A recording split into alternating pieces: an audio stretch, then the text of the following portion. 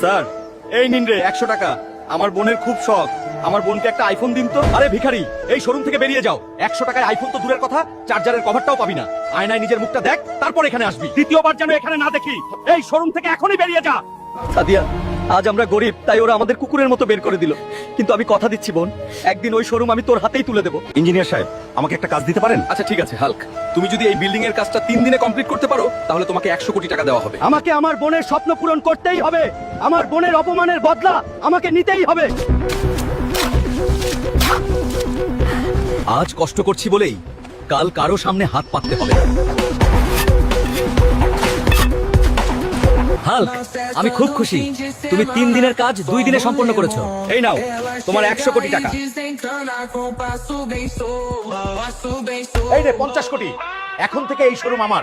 এই নে বোন, আজ থেকে এই শোরুম তোর। কি বন্ধুরা, চ্যানেলটি সাবস্ক্রাইব করতে ভুলে গেছেন?